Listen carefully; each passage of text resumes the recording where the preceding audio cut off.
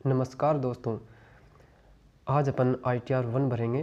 तो ITR 1 भरने के लिए सबसे पहले अपन चलते हैं इनकम टैक्स ऑफ इंडिया की वेबसाइट पे। तो अपन गूगल क्रोम में सर्च करेंगे ई फाइलिंग।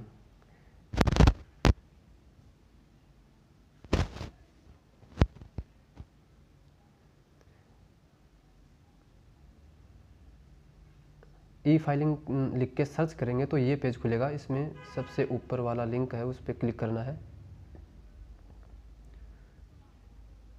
तो ये पेज खुलेगा। जो इनकम टैक्स ऑफ इंडिया की वेबसाइट का जो होम पेज है, फर्स्ट पेज ये खुलेगा।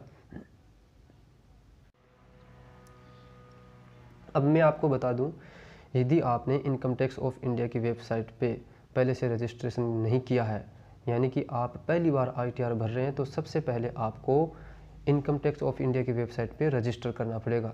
तो रजिस्टर करने के लिए आपको मैं डिस्क्रिप्शन बॉक्स में एक वीडियो का लिंक दे दूंगा, उस पर क्लिक करके आप इनकम टैक्स ऑफ इंडिया की वेबसाइट पे रजिस्ट्रेशन करने की पूरी प्रोसेस जान पाएंगे। और आई बटन पे भी लिंक दे दूंगा, तो उस पर आप देख सकोगे। तो जिन्होंने रजिस्ट्रेशन कर लिया, रजिस्ट्रेशन करने के बाद आपको लॉगिन करना है। तो लॉगिन करने के लिए राइट साइड में ऑप्शन दिखाई दे रहा है लॉगिन हेयर। तो लॉगिन हेयर पे क्लिक करेंगे। लॉगिन हेयर पे क्लिक करने के बाद ये पेज खुलेगा। इसमें आपको अपनी यूज़र आईडी अब आपके जो पेन नंबर है वो डालने हैं। उसके बाद आपके पासवर्ड डालने हैं। पासवर्ड वही होंगे जो आपने रजिस्ट्रेशन के दौरान अपने पासवर्ड सेट किए थे। फिर नीचे कैप्चा कोड है, वो डाल के और लॉगिन पे क्लिक करना है। लॉगिन करने के बाद ये पेज खुलेगा।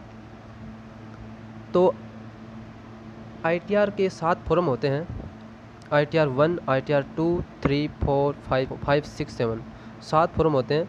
तो जो सैलरीड पर्सन है उनके लिए ITR 1 और ITR 2 इन दो में से एक फॉर्म को चूज करना पड़ता है। तो यदि आपकी इनकम बिजनेस से नहीं है, केवल सैलरी से है, तो आपको ITR 1 भरना है। और ITR 1 भरने के लिए कुछ और कंडीशन है, वो मैं आपको बता देता हूँ। आपकी इनकम 50 लाख रुपए से कम होनी चाहिए ईयरली। और ये इनकम है वो या तो आपको सैलरी से हो सकती है, एक हाउस प्रॉपर्टी से भी हो सकती है, और इंटरेस्ट से भी हो सकती है। इंटरेस्ट जो आपको सेविंग अकाउंट से मिला हुआ हो, या फिर आपकी कोई FD हो, उससे कोई इंटरेस्ट मिला हो, तो उससे भी हो सकता है। और आपकी कर्ज से इनकम वो 5,000 रुपये से कम होनी चाहिए ईयरली। और आप किसी कंपनी के अंदर डायरेक्टर नहीं होने चाहिए, और आपके द्वारा किसी अनलिस्टेड इक्विटी शेयर्स के अंदर इन्वेस्ट नहीं किया हुआ हो, तो आप ITR 1 भर सकते हैं। अब ITR 1 भरने के लिए क्या क्या डॉक्यूमेंट्स की आवश्यकता पड़ेगी वो भी बता देता हूँ। इसके लिए आपको अपना आधार कार्ड, पैन नंबर, और जो सैलरीड पर्सन है उनको अपने एम्प्लॉयर द्वारा एक फॉर्म 16 दिया जाता है, TDS, जो आपका TDS काटा जाता है, तो उसको फॉर्म 16 बोलते हैं। तो वो दिया जाता है, वो आपके पास होना चाहिए। और आपके बैंक अकाउंट की डिटेल होनी चाहिए। और आपने जो इन्वेस्टमेंट किया हुआ है, जैसे LIC, PPF या और भी जो कोई सेविंग स्कीम्स हैं, उसमें आपने इन्वेस्टमेंट किया है, तो उसकी डिटेल आपके पास होनी चाहिए। और आपको अपने बैंक से या अपने बैंक में आपको कितना इंटरेस्ट मिला है, चाहे FD से या सेविंग अकाउंट में, जो इंटरेस्ट आपको एक फाइनेंशियल ईयर के अंदर मिला है, वो आपके पास उसकी डिटेल होनी चाहिए। ये सारी डिटेल आपके पास होनी चाहिए। ये डिटेल यदि आपके पास है तो आप ITR 1 भर सकते हैं। तो अब अपन ITR 1 भरने के लिए पूरी प्रोसेस जानेंगे। आप इस वीडियो को लास्ट तक देखेंगे तो आप ITR 1 की पूरी प्रोसेस जान पाएंगे। तो अब अपन शुरू करते हैं ITR 1 भरने का पूरा जो प्रोसेस है, पूरी प्रोसेस है, वो अपन इस वीडियो के अंदर जानेंगे। तो सबसे पहले आपको ये वेबसाइट खोलने के बाद ई फाइल पे क्लिक करना है। ई फाइल पे क्लिक करोगे तो देखो इनकम टैक्स रिटर्न पे क्लिक करना है, तो ये पेज खुलेगा। इसमें आपके पेन नंबर ऑटोमेटिक आ जाएंगे।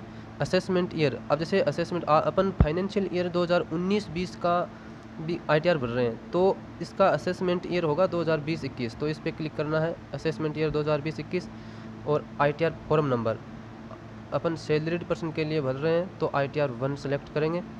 और फाइलिंग टाइप के अंदर अपन ओरिजिनल रिवाइज्ड रिटर्न सेलेक्ट करेंगे। सबमिशन मोड में प्रिपेयर एंड सबमिट ऑनलाइन पे क्लिक करेंगे। ये क्लिक करने के बाद कंटिन्यू पे क्लिक करेंगे। इसमें ये बता रहा है कि आपको कुछ डाटा है वो प्री फिल्ड मिलेगा। यदि वो डाटा सही है तो उसको आप यूज कर सकते हैं, और यदि इसमें कुछ करेक्शन है तो आप उसको एडिट करके उसको करेक्ट कर सकते हैं।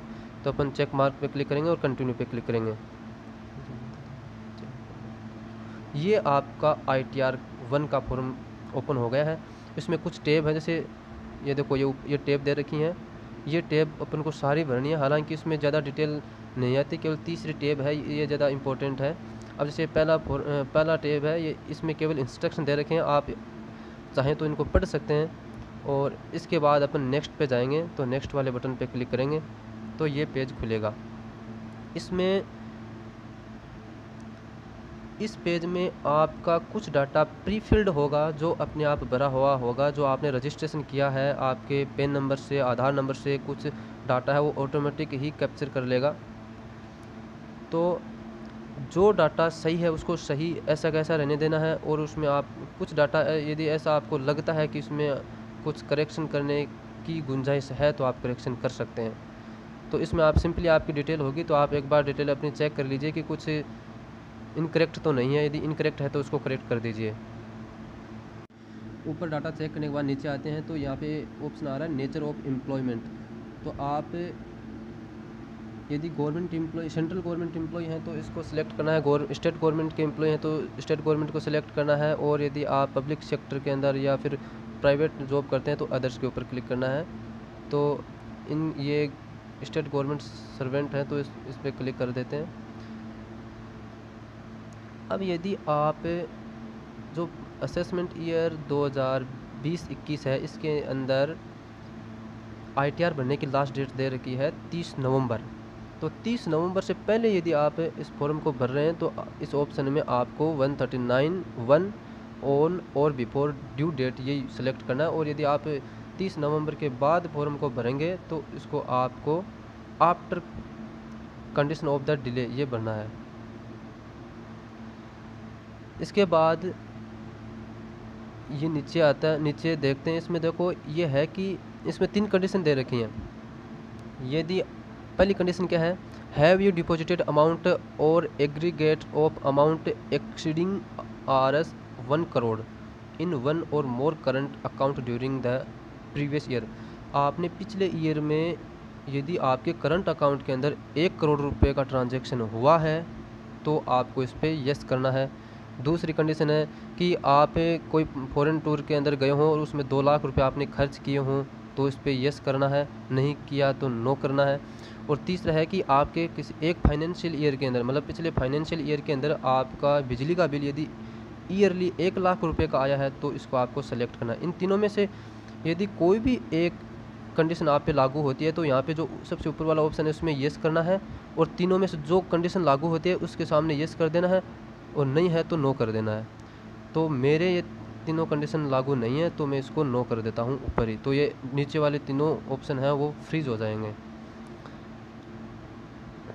अब इसको बार बार अपन को सेव ज़रूर करते रहना है। ये पेज पूरा फिल हो गया तो इसको सेव ड्राफ्ट पे क्लिक करेंगे। पहले सेव ड्राफ्ट पे क्लिक करने से ये सारा पेज है जो भी अपने डाटा भरा हुआ है वो सारा सेव हो जाएगा। अब अपन को नेक्स्ट पे क्लिक करना है। नेक्स्ट पे क्लिक करेंगे तो अगला जो टैब है वो खुल जाएगा। ये तीसरा टैब है, देखो ये तीसरा टैब खुल गया, और ये ज़्यादा इम्पोर्टेंट है, ये अपन को अच्छी तरीके से भरना है। और ये फॉर्म, ये जो टैब भरने के लिए अपन को अपनी सारी डिटेल की ज़रूरत पड़ेगी। तो सबसे पहले देखो अपनी ग्रॉस सैलरी कितनी है, वो उसके सामने वाला ऑप्शन है वो फ्रीज हो रखा है, उसके अंदर ऑटोमेटिक आएगा। उसके अंदर ऑटोमेटिक ये जो अमाउंट है वो ऑटोमेटिक आएगा। तो नीचे देखो सैलरी एज पर सेक्शन 17(1), इसमें आपकी सैलरी कितनी है। तो ये आपके जो फॉर्म 16 है जो एम्प्लॉयर ने आपको दिया है वो फॉर्म 16 से आपको मिलान करके इसमें भरना है। और ये वैसे ऑटोमेटिक आ जाता है, जो एम्प्लॉयर है उसने जो TDS काटा है उसके अनुसार ऑटोमेटिक डाटा इसमें आ जाता है। और उसमें यदि कुछ करेक्शन हो तो आप अपना करेक्शन इसमें कर सकते हैं। तो जैसे मैं इनका फॉर्म 16 है वो दिखाता हूँ आपको, तो उसके अनुसार ही आपको इसमें डिटेल डालनी है।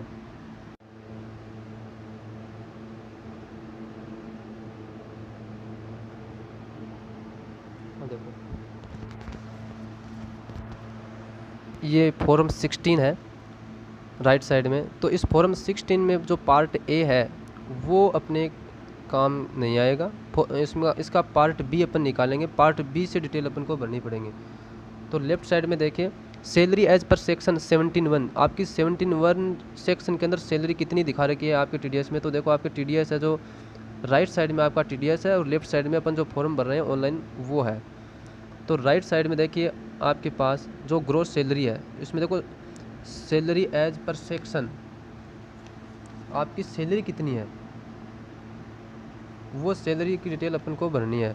तो इसमें यह सैलरी की डिटेल ऑटोमेटिक आएगी। तो आप इसको चेक कर लीजिए सही है क्या। सही है तो ठीक है, यदि इसमें कुछ करेक्शन है तो आप इसमें करेक्शन कर सकते हैं। तो जो 17(1) वाला सेक्शन है, salary as per section previous continued in section 17(1), इसमें देखो 3,12,840 रुपये है। तो अपन इस फॉर्म में देखते हैं कि कितनी है। इसमें देखो 3,12,840 रुपये है, तो ये अपनी सही है। अब देखो जो बी पार्ट बी है, वैल्यू ऑफ परक्विसाइट्स अंडर सेक्शन 17(2), इसमें जो इनकम है वो 0 दिखा रखी है। तो फॉर्म के अंदर भी देखो 0 है। अब जो पार्ट 17(3) है, इसमें भी इनकम 0 दिखा रखी है। तो अपना जो फॉर्म है इसमें भी अपन 17(3) वाले पार्ट में 0 भरेंगे। तो इन तीनों से मिला के अपनी जो टोटल इनकम है वो देखो ऊपर दिखा रही है ग्रोस सैलरी 3,12,840 रुपये आपको राइट कॉर्नर पे दिखा रहा है। अब नीचे आएंगे, नीचे यहाँ पे देखो कुछ अलाउंस अपन को जो मिलते हैं उसकी आपको डिटेल भरनी है। तो जैसे देखो आप इसमें कई सारे अलाउंस हैं, इसमें जो भी आपके लिए लागू हो वो आप इसमें भर सकते हैं। तो कईयों के जैसे अलाउंस मिलता है, जैसे हाउस रेंट पे अलाउंस मिलता है तो उसको आप सेलेक्ट कर सकते हैं। और इनमें से जो भी लागू हो वो आप इसको सेलेक्ट करके और वो इनकम वो जो अलाउंस है कितना मिला है वो आपके टीडीएस में दे रखा होगा, उस टीडीएस से आप मिलान करके भर सकते हैं। तो जैसा आपके टीडीएस में भर रखा है ठीक वैसा ही आपको इसमें भरना है। तो इसमें कुछ नहीं है, कोई अलाउंस नहीं है, तो मैं इसको छोड़ देता हूँ।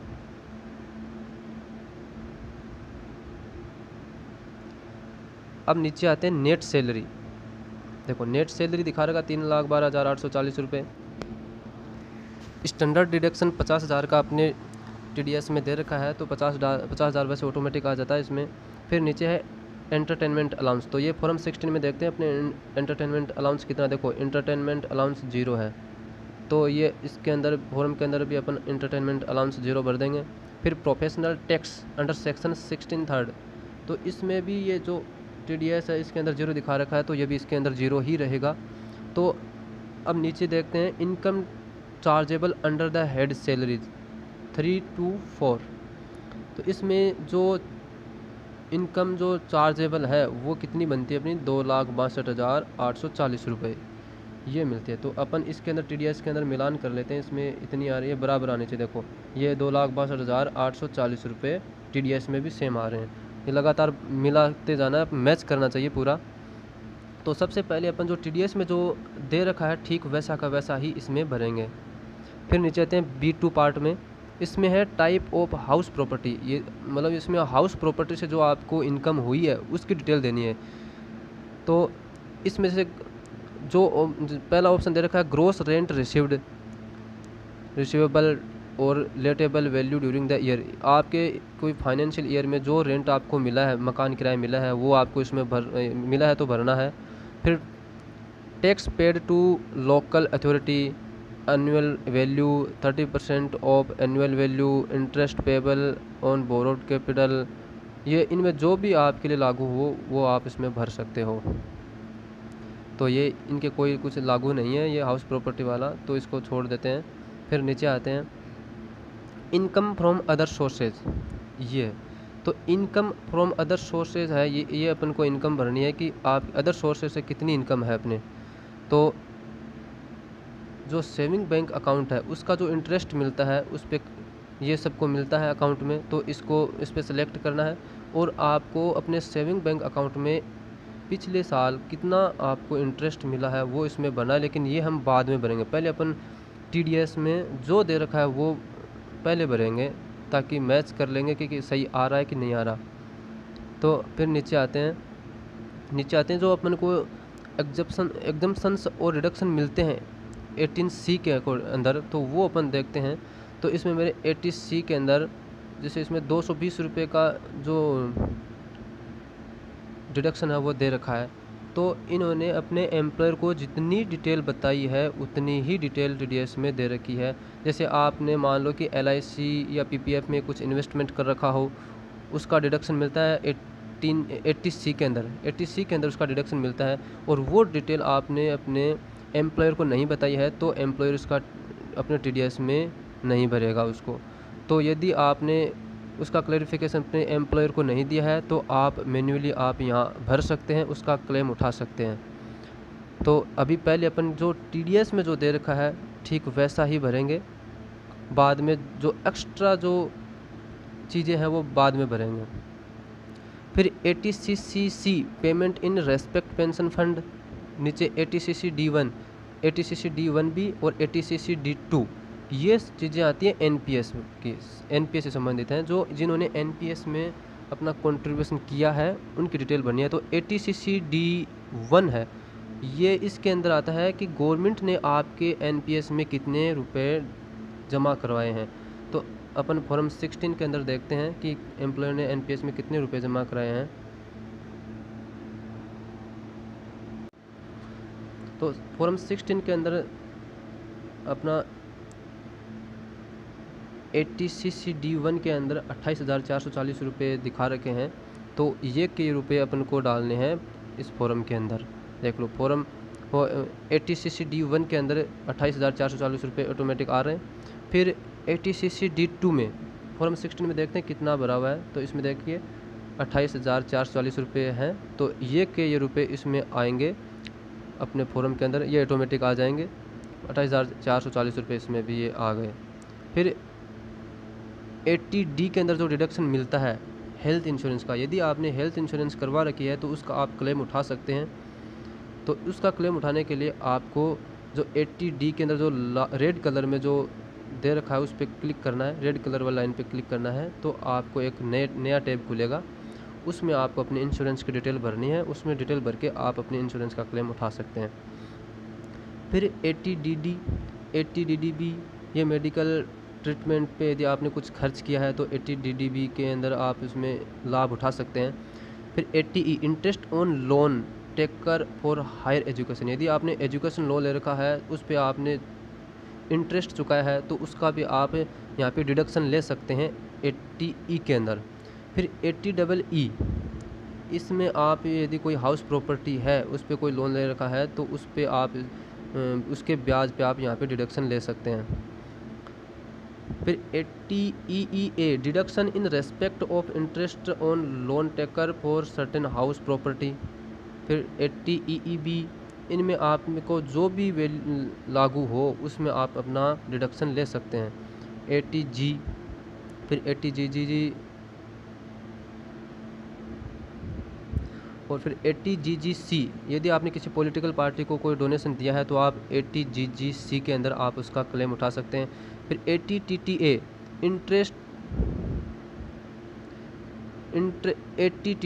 Interest on saving bank account in case of other than resident senior citizen, यदि आप सीनियर सिटीजन नहीं हैं तो आप 80TTA के अंदर आपके जो सेविंग बैंक अकाउंट है उसके अंदर जो इंटरेस्ट मिला उसमें 10,000 रुपये तक आप इसमें डिडक्शन ले सकते हैं। तो ये अपन जो भी अपन को जो अपने बैंक के अंदर एक साल के अंदर पिछले साल के अंदर जितना इंटरेस्ट मिला है वो इसमें डालेंगे तो 10,000 तक की अपन को इसमें छूट मिल जाएगी, वो बाद में डालेंगे। अभी जो TDS में जो भर रखा है केवल वो डिटेल भरते हैं पहले। 80TTB, जो सीनियर सिटीज़न है वो 50,000 तक की उनको इंटरेस्ट पे छूट मिलती है तो वो 80TTB के अंदर अपनी डिडक्शन है वो ले सकते हैं। फिर देखिए टोटल डिडक्शन अपने फॉर्म में आ रहा है 57,100 रुपये। तो अपन अपने फॉर्म 16 है उससे मैच करवाते हैं कि ये इतना ही है क्या। देखिए फॉर्म 16 के अंदर 11 नंबर पॉइंट में दे रखा है 57,100 रुपये, ये मैच करा अभी तक पूरा। फिर नीचे जाएंगे टोटल इनकम आ रही है अपनी 2,05,740 रुपये, ये चार्जेबल इनकम है। अब देखो नीचे आ रहा है एग्जम्प्ट इनकम, मतलब कुछ ऐसी इनकम है जिस पे आपको छूट मिल सकती है। तो इसमें यदि आपको एग्रीकल्चर इनकम यदि 5,000 से कम है तो आप इस पे छूट ले सकते हैं। फिर 10BC, इनमें जो भी आपकी इनकम इनमें से है तो आप उसमें आप छूट ले सकते हैं। तो जो आपके लागू हो वो आप सिलेक्ट कर सकते हैं इसमें। यदि कृषि, जैसे एग्जांपल के तौर पे बताऊं तो यदि कृषि से इनकम आपकी 4,000 रुपये है तो आप इसमें ये कृषि इनकम ये सेलेक्ट कीजिए और आगे 4,000 रुपये यहाँ पे भर दीजिए, तो वो आपको 4,000 रुपये की छूट मिल जाएगी उसमें। तो जैसे इनके कुछ नहीं है तो मैं इसको छोड़ देता हूँ ऐसे ही। फिर नीचे आते हैं tax payable on total income. तो अभी जो अपन ने देखा टोटल इनकम 2,05,740 रुपये है, तो टैक्स 2.5 लाख से ऊपर यदि इनकम होती है चार्जेबल इनकम तब टैक्स शुरू होता है लगना। तो यहाँ पे 2,05,740 रुपये है तो इस पर टैक्स नहीं लगेगा। तो यहाँ पे देखिए total payable on tax payable on total income ये 0 आ रहा है क्योंकि टैक्स के दायरे में अपन नहीं आ रहे इसमें। और यदि आप टैक्स के दायरे में आ रहे हैं तो रिबेट मिल सकती है आपको अंडर सेक्शन 87A के अंदर 12,500 रुपये के आप रिबेट ले सकते हैं टैक्स के अंदर। तो अपने यहाँ पे कोई रिबेट लेने की कोई आवश्यकता नहीं है यहाँ पे, क्योंकि टैक्स पहले से ही 0 है। यदि 12,500 रुपये तक टैक्स होता तो अपन यहाँ पे रिबेट ले सकते थे इसमें। फिर नीचे tax payable after rebate health and education cess, ये सारा 0 है अपना। फिर रिलीफ अंडर सेक्शन 89, इसका मतलब ये है कि आपको यदि कोई एरियर मिला है तो वो आप इसमें डाल सकते हैं। कितना आपको जो एरियर मिला है उतना आप एरियर इसमें डाल दीजिए यदि मिला है तो, अन्यथा 0 रखना है। फिर नीचे जो दे रखा है वो सब 0 है। तो नीचे देखते हैं अपन सबसे लास्ट में total tax fees and interest, ये 0 है, मतलब अपना जो टैक्स है वो 0 है, कुछ भी टैक्स नहीं कटा है। ये तो जो अपना जो TDS है इसमें से भी मिला लेते हैं। टोटल नेट देखो ये रहा नेट टैक्स पेएबल है 0, तो अपन का इसमें टैक्स 0 है। अब अपन की जो एक्स्ट्रा यदि जो अपन छूट और लेना चाहें तो अपनी डिटेल यदि एक्स्ट्रा डिटेल डालना चाहें तो अपन इसके अंदर डाल सकते हैं। जैसे मान लो आपको 80C के अंदर 50,000 1.5 लाख रुपए की छूट मिलती है, तो इसमें जैसे इसमें इनको 220 रुपये की छूट मिली हुई है। और यदि इन्होंने कोई LIC ले रखी है तो आप इसमें LIC की डिटेल भी डाल सकते हैं। जैसे इन्होंने LIC ले रखी है 10,091 रुपये, 10,091 तो ये हो गए और 220 रुपये ये हो गए, तो इनका टोटल करके अपन इनमें भर सकते हैं। 10,091 और 220 को जोड़ के 10,311 रुपये इसके अंदर डाल देते हैं अपन, ये अपन इसमें डाल दिए। और आपको कुछ डिडक्शन लेना हो तो आप इसके अंदर डाल सकते हैं। अभी अपन को इसके अलावा और कोई डिडक्शन नहीं लेना, तो अभी अपना ये सब जो भर दिया उसको सेव ड्राफ्ट पे क्लिक करना है। ये आपको बता दूं कि यहाँ पे ऊपर टाइमर चलता रहता है, ये 45 मिनट का चलता है, तो आपको इसको बार बार सेव ड्राफ्ट पे क्लिक करके उसको सेव ज़रूर करते रहना है, अन्यथा यदि सेव नहीं करेंगे तो ये लॉग आउट हो जाएगा पेज। तो हर 15-20 मिनट के बाद आपको इसको सेव ड्राफ्ट ज़रूर करना है। अभी जो हमने इनकम फ्रॉम अदर सोर्सेस वाले कॉलम को खाली छोड़ा था, तो अब इसमें भी अपन भर देते हैं जो इनकम अपन को हुई है। जैसे सेविंग बैंक अकाउंट के अंदर आपको जो इंटरेस्ट मिला है तो उस पर आप interest from saving bank account पे क्लिक करते हैं, तो यहाँ पे अपन को अमाउंट डालना है कितना आपको ब्याज मिला है, इंटरेस्ट मिला है सेविंग अकाउंट से, तो ये अपन को इसमें डालना है। तो जो आपको इंटरेस्ट मिला है वो इसमें डाल दीजिए। यहाँ पे इनको 1,376 रुपये का इंटरेस्ट मिला है, तो यहाँ पे मैं डाल देता हूँ 1,376 रुपये ये इंटरेस्ट मिला है, तो ये इंटरेस्ट डाल दिया।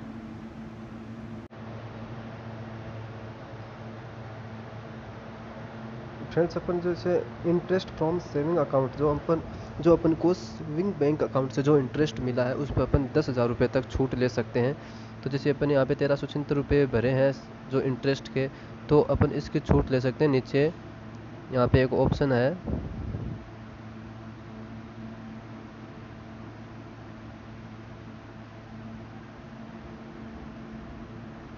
ये रहा 80 TTA interest on saving bank account in case of other than resident senior citizen. यदि आप सीनियर सिटीज़न नहीं हैं तो ये टैब आपके पास खुल जाएगा। तो जितना आपने वो इंटरेस्ट भरा है उतना उसमें डाल दीजिए, तो आपको 10,000 रुपये तक उसमें छूट मिल जाएगी। और यदि आप सीनियर सिटीज़न हैं तो आपको 50,000 रुपये तक छूट मिलती है।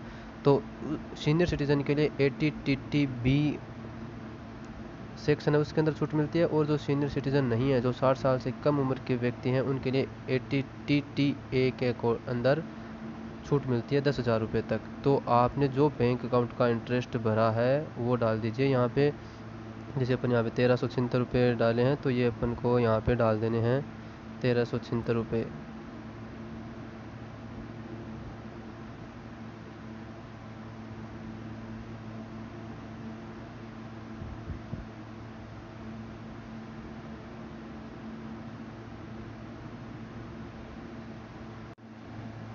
ये हमें डाल दिए 1376 रुपये। तो अब अपन को यहाँ पे छूट मिल जाएगी 1376 रुपये की। तो अब देखो टोटल इनकम हो गई अपनी, जो टैक्सेबल इनकम है वो 1,95,950 रुपये। और अपन जानते हैं कि 2.5 लाख रुपए तक भारत सरकार ने छूट दे रखी है। तो अपना टैक्स है वो 2.5 लाख से कम इनकम होने के कारण अपना टैक्स है वो जीरो बनेगा। तो इसमें इसका अपन चेक कर सकते हैं। नीचे देखिए टोटल टैक्स सबसे नीचे दे रखा है D11 में टोटल टैक्स है वो जीरो दे रखा है। तो ये अपना ये भर के अपन सेव ड्राफ्ट पे क्लिक करेंगे।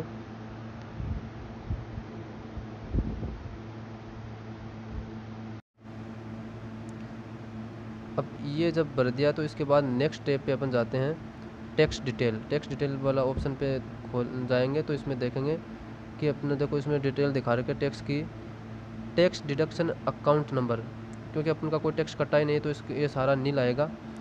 टोटल टैक्स डिडक्टेड जीरो दिखा रहा है, क्योंकि टैक्स कटा नहीं तो जीरो ही दिखाएगा। बाकी कुछ अपन को नीचे कुछ नहीं भरना है। अब अपन आगे वाले टैब पे क्लिक करते हैं टैक्सेस पेड एंड वेरिफिकेशन।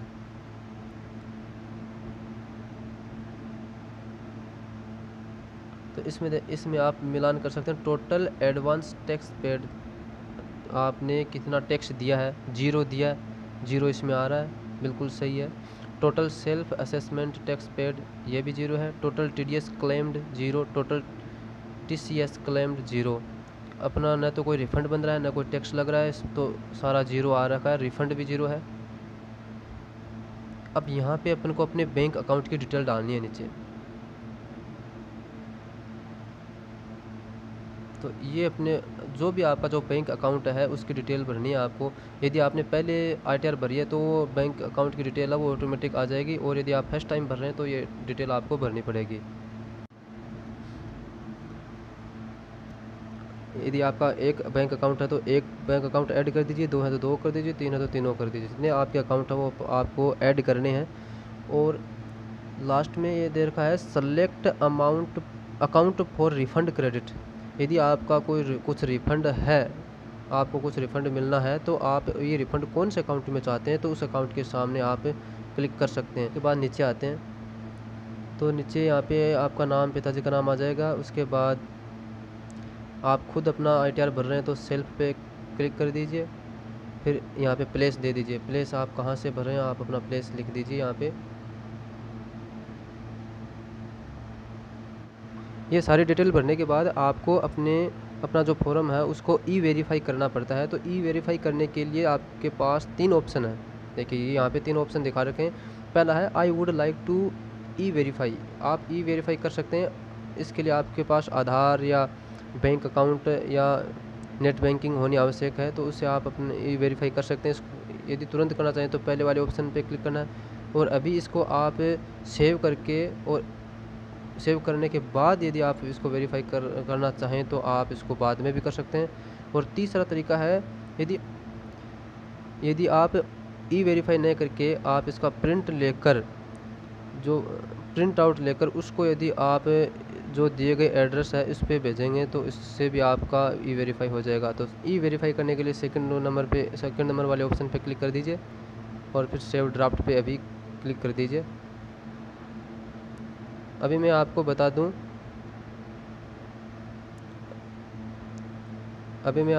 दूं, जो बाकी जो टैब बचा हुआ है जैसे शेड्यूल्ड डीआई, ये इसमें क्या है, इसमें अभी एक नया टैब और जुड़ा है। कोविड-19 के कारण जो भारत सरकार के द्वारा जो छूट दी गई थी कि जिसने 31 मार्च तक अपनी इन्वेस्टमेंट नहीं करी है तो वो 1 अप्रैल 2020 से 31 जुलाई 2020 तक आपने जो इन्वेस्टमेंट किया है वो यहाँ पे भरना है। तो आप इसमें भर सकते हैं।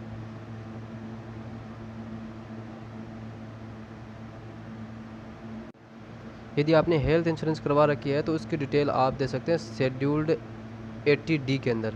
इस टैब में शेड्यूल्ड 80D पे क्लिक करेंगे तो ये टैब खुलेगा। इसमें आप वेदर यू और any of your family member excluding parents, मतलब अपने आपके माता पिता को छोड़ के आपके बीवी बच्चे खुद पे जो आपने जो हेल्थ इंश्योरेंस करवा रखी है तो यहाँ पे यस करना है। और यदि आप सीनियर सिटीज़न है तो यस करना है, यदि सीनियर सिटीज़न नहीं है तो आपको नो करना है। और आपकी जो हेल्थ इंश्योरेंस है उसकी डिटेल आपको भरनी है। और नीचे 2 नंबर पे दे रखा है whether any one of your parents in is a senior citizen, ये आपके पेरेंट्स के लिए। यदि आपने अपने पेरेंट्स के लिए हेल्थ इंश्योरेंस ले रखी है तो इसकी भी डिटेल आप भर सकते हैं। यदि आपके पेरेंट्स सीनियर सिटीज़न है तो यहाँ पे इसके आगे यस कर दीजिए, और यदि सीनियर सिटीज़न नहीं है तो यहाँ पे नो कर दीजिए। तो नीचे 2 टैब खुल जाएंगे आपके पास हेल्थ इंश्योरेंस वाले और प्रिवेंटिव हेल्थ चेकअप के लिए। तो हेल्थ इंश्योरेंस और हेल्थ चेकअप के लिए जो जितने आपके पैसे खर्च हुए हैं पिछले साल वो आप इसके डिटेल इसके अंदर भर सकते हैं।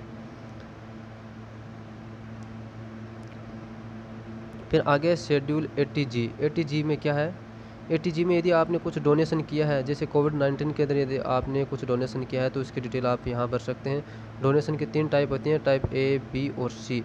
इसमें एक डोनेशन में आपको 100% डिडक्शन मिलता है इनकम टैक्स में, और बी में केवल 50% डिडक्शन मिलता है, और सी में है वो 100% मिलता है, और डी में 50% मिलता है। तो इसमें जो भी आपने डोनेशन किया है उसके अनुसार आप देख लीजिए कि वो कौन से टाइप में आता है वो डोनेशन, और आपने कितना डोनेशन किया उस डोनेशन के अनुसार आप यहाँ पे टैक्स में छूट ले सकते हैं। फिर शेड्यूल 80GGA ये क्या है इसमें देख लेते हैं।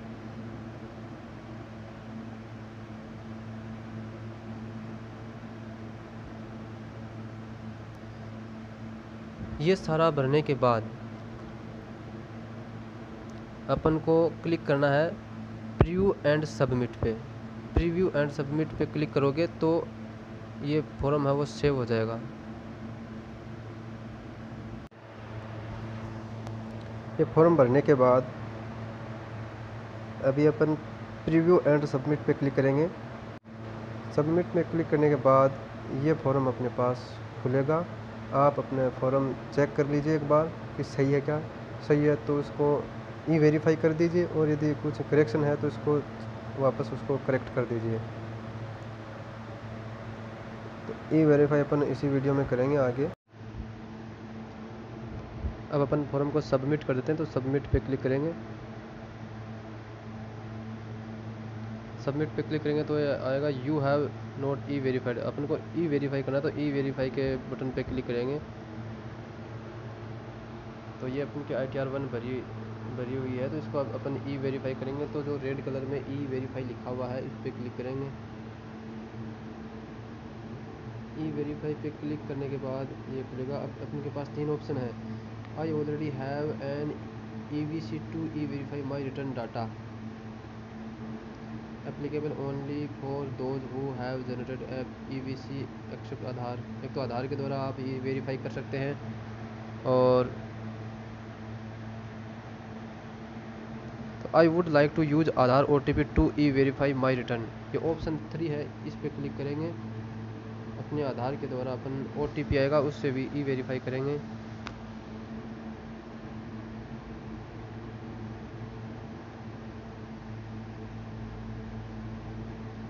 अब अपने पास एक OTP आएगा, ये आ गया।